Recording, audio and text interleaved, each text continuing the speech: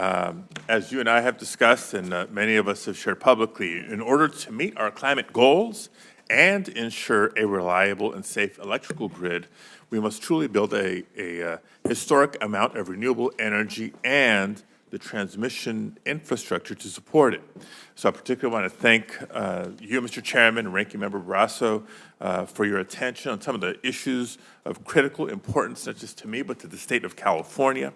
These provisions will be instrumental in meeting our clean energy goals, and of course they include reconductoring and energy storage, upgrades to existing energy infrastructure, offshore wind transmission, and geothermal energy. So again, I thank you and your staff, you were the team leaders here, for your work over the past week to, in particular, improve the Department of Interior's ability to permit renewables on public lands, offshore wind provisions, and FERC staffing and security. We didn't talk about it much, but that's also critical in this effort. The Manager's Amendment makes some important progress on these issues. But I did want to register some concerns as this goes to the floor and we await action by the full Senate. Some of the provisions in this bill that I understand were necessary to strike that bipartisan compromise here today, specifically related to LNG exports and fossil fuel leasing. Mr. Chairman, I also spoke to you directly about the feedback I've gotten over the bill's 150-day statute of limitations for mining and energy projects. I believe it's unreasonably short and could actually incentivize more litigation if stakeholders all of a sudden feel incentivized to file placeholder lawsuits in order to buy more time to actually review the decisions.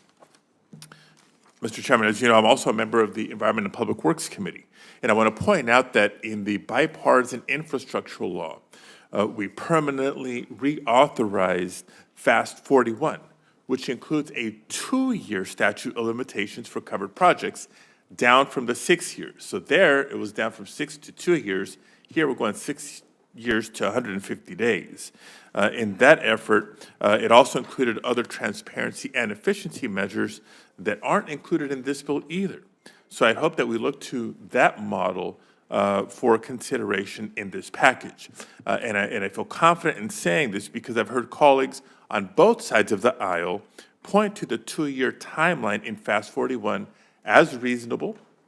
And in some cases, the term gold standard was used for permitting projects. In fact, the BLM recently approved construction of the Desert Quartzsite Solar Project in California, a successful FAST 41 project to construct a 450-megawatt solar facility and a 3-mile-long transmission line in the California desert. So it can and does work.